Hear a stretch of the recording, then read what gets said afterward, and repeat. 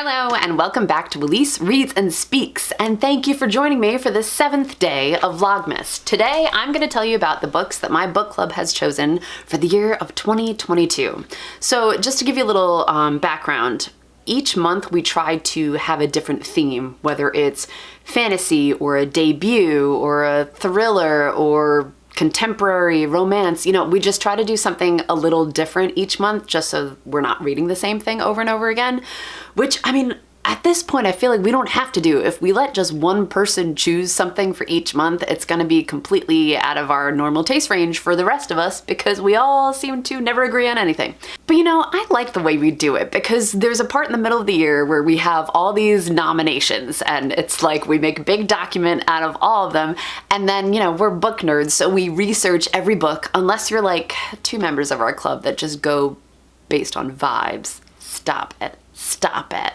Okay, but I like doing the research part because the books that I put into the ring are not always the books that I choose because other people have exposed me to different ones and I'm like, ooh, that sounds good. I want to read that one more. And then we just end up with a bunch of books at the end of the year that are from all these different backgrounds. Who knows, like, if you were the one that chose the most, or maybe none of your picks got chosen. I don't know. It's just kind of fun the way that we do it, okay? So to kick it off in January, we are going with a sci-fi pick, and that is Electric Kingdom by David Arnold. Now, I recently talked about this one. I wasn't a fan. I gave it 2 stars. Starting off really good. But this was the one that had a deadly fly flu that kind of took over the globe. So there is this group of survivors that you get to know. But it's not only that. There's also something with like time portals and this, what was it called? A deliverer who lives life after life trying to save the world. It's as confusing as it sounds, and that's why it got 2 stars. In February, we're doing something a little different. So we usually pick romance for February just because, you know, Valentine's Day. But the books that we kept voting on, they kept getting an even amount of votes that we're like, let's read all 3, or pick 1 out of the 3, pick 2 out of the 3, pick the one that you think sounds great. I'm gonna read all 3 because I just want to. Okay, so the first one is Tokyo Ever After by Amiko Jean. I already read this one. This one was the one that's pretty much Princess Diaries that takes place in Japan, except the dad is living, so I like that. And the main character in this, she's like not American enough for America, and she's found to be not Japanese enough for Japan, so she's kind of struggling with who she is and what it means to be this prince's daughter. Like, oh, it's so good. I gave that one 4 stars. I really enjoyed that one. Our second pick for our romance month, second of the 3, is It All Comes Back to You, and that one is by Farah Naz Rishi. Now this one, okay, follow me on this one. There is a girl and a boy, so there's Kieran and Dean. Their sister and brother started dating, and it started getting very serious very quickly. So I guess the families met up, and when they met up, Kieran and Dean recognized each other and decided to tell nobody about their past. I guess a couple years ago they dated, and then Dean totally ghosted her and nobody knows why. So you know, like a romance going into it, they're probably gonna fall in love, but I hope Dean explains why he would ghost somebody, because I'm not all about somebody that ghosts somebody else. However, I wanted to read this one because it seems like it has a lot to do with the Muslim background and preparing for a marriage that way, and I just thought that sounded interesting. The last romance pick that we have for the month of February is Sunny Song Will Never Be Famous by Suzanne Park. Like, I don't know, the blurb for this didn't sound especially good to me. Like, it's a social media influencer that gets shipped off to this digital detox summer camp. I don't know where the romance comes to play. Maybe she meets somebody during her time at the camp that is also detoxing from technology. I don't know. So I guess out of the 3, that's the one I'm least excited for. But I already know that I really liked 1 out of the 3. So at least that month seems to be going well for me already. In March, we went with a historical fiction. Now this one came out in 1999. I just have to say, I'm kind of like proud of us as a group for choosing something that came out a while ago. And we went with The Raging Quiet by Cheryl Jordan.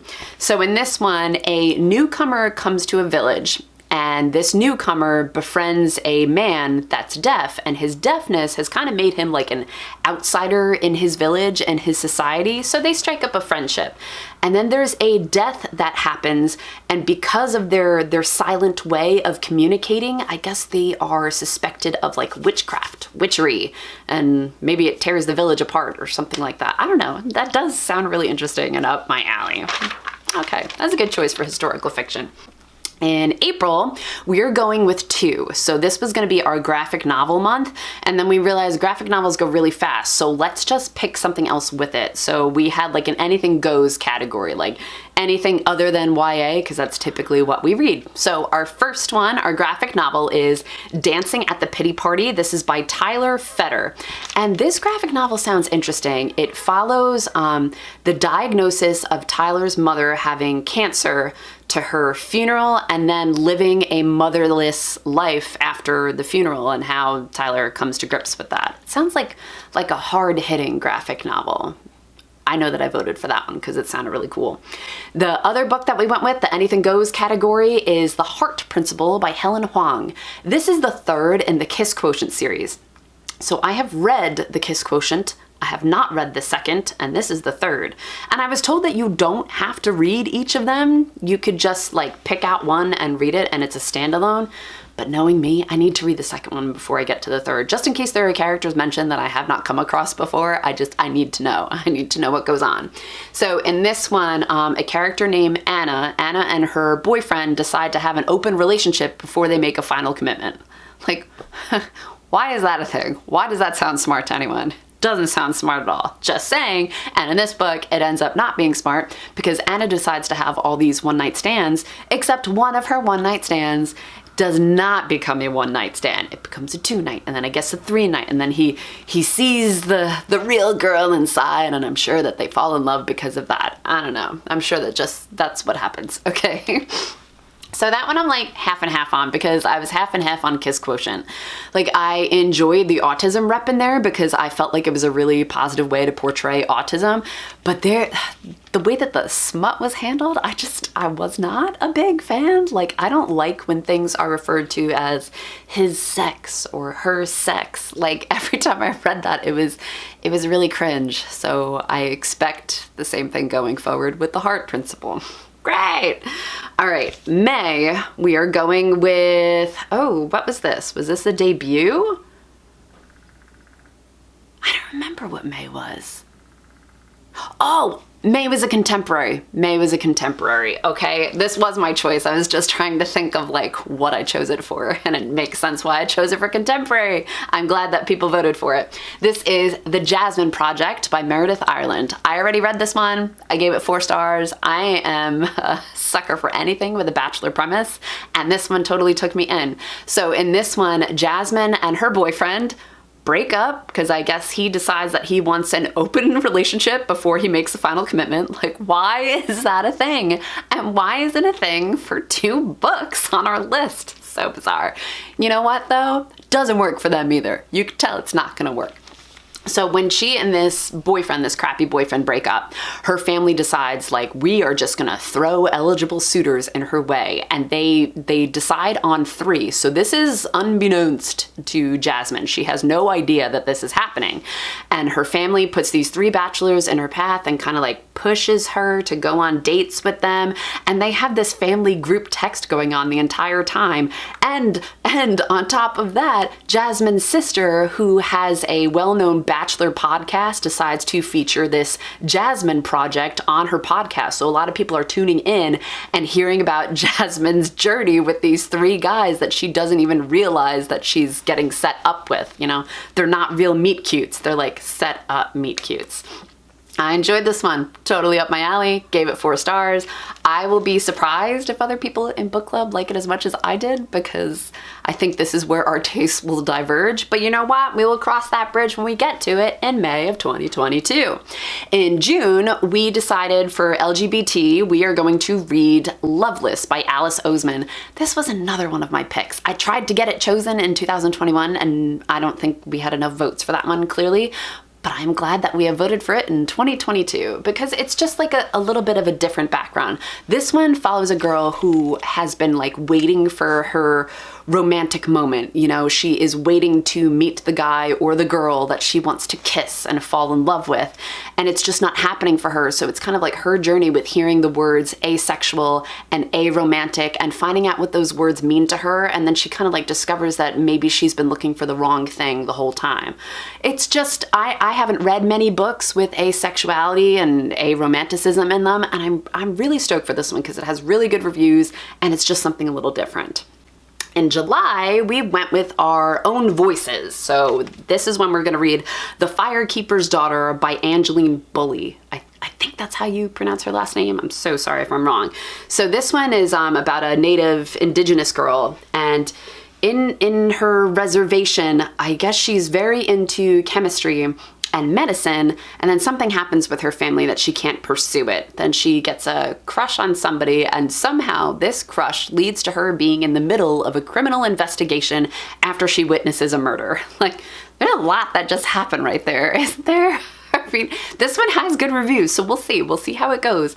And then she's using her background in chemistry and medicine to kind of figure out like where the criminals are and what happened. And I guess the more she figures out, the more it's like tearing her community apart. I mean, it does sound interesting. It just sounds like a lot. Again, we will see in July of 2022. For August, this was our magical realism pick. We went with The Cost of Knowing by Brittany Morris. This one sounds really cool. So the boy in here has that power where if he touches an item or touches a person, he gets glimpses of the future. So he ends up touching this photo and gets an immediate vision of his younger brother's death. And the tagline in this is that it's a story about what it means to be a black male in America. So I am guessing that the vision of death that he gets has something to do with Black Lives Matter and maybe some police brutality. I'm not positive, so don't quote me on that. But just seeing that it has to deal with, you know, being a young black male in America, I'm guessing that's what the vision has to go with. And I'm excited to read that because Brittany Morris is also the author of Slay, which I really enjoyed. So I'm kind of hoping she brings the same energy to this one. In September, oh, this was my pick. Okay, I don't remember what it was the pick for Retelling. It wasn't fantasy, it was Retelling. September, we are going to be reading Waking Romeo by Catherine Barker. Now, I'm a sucker for most retellings in life. Like, I swear, when I see them on NetGalley, I just hit request, okay? I'm all about it.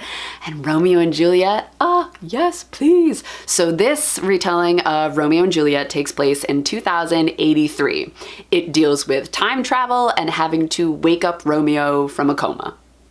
I think that sounds good. I think that sounds really good. So I don't know if they traveled from the original setting of Romeo and Juliet all the way to 2083 and Juliet has to figure out how to reconcile both parts of the family. I don't know, but I feel like Romeo and Juliet, time travel, waking up Romeo from a coma. Oh man, I'm pumped for that one. I'm really pumped for that one in case you couldn't tell. In October, this was our like thriller mystery pick. We went with White Smoke by Tiffany D. Jackson.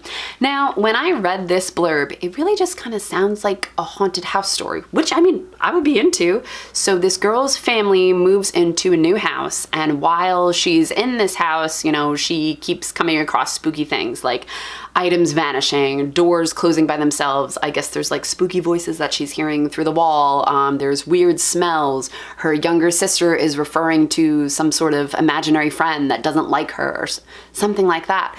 But then I feel like I've heard whispers of reviews saying that it's like not really a haunted story. So I don't know if this is supposed to be a whole metaphor for life or something. I don't know. We will cross that bridge when we get to it in October.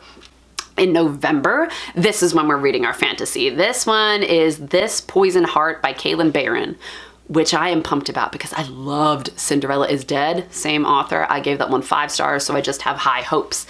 Although I will say that the premise of this one doesn't sound as exciting to me as Cinderella is Dead, but I will keep my hopes up because I really, really, really loved that book. In this one, this girl's family inherits, I guess, this castle with like deadly botanicals, okay, that they have to maintain. But this girl has a special ability that with one touch, she could make seeds go to full bloom with just a touch. So I guess she's like special, has special magical plant powers. And this group of people, I guess, are hunting her down because they want some immortality elixir. I don't know. I'm kind of excited about that because it seems fairy tale-ish and I like my fairy tales. And I guess she needs to like protect herself and her family against these people that want the immortality elixir. It does sound kind of fairy tale-ish. I'll keep my hopes up for that one. And the last one that we have picked for the year of 2022 in December, oh, this was one of my choices again. This one was a debut, so just choose a debut.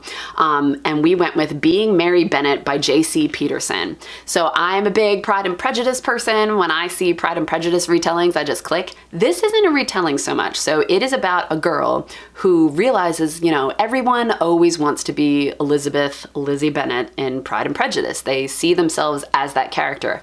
And this girl in this book realizes that she's not really Lizzie. She kind of identifies more with Mary, who's like the unmemorable middle child that everyone thinks has a problem.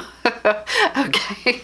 And she realizes as she identifies more with Mary that she kind of wants to reinvent herself. So I guess through this story, it's a tale of reinventing oneself, but also taking a step back and embracing your story, flaws and all. It just sounds like a very uplifting story. Like maybe you try to reinvent yourself, but you're realizing that you're fine just the way you are. And I'm all about reading something like that. Okay, so those are all of our picks for the year of 2022. So we don't just have 12 books because we chose 3 for February and 2 for April. So 12 plus 3 equals 15. There's my math. All right, so 15 books for the year of 2022. All right, that's all that I've got for you today. Thank you for tuning in to Elise Reads and Speaks on the 7th day of Vlogmas, and I will catch you guys tomorrow. Bye.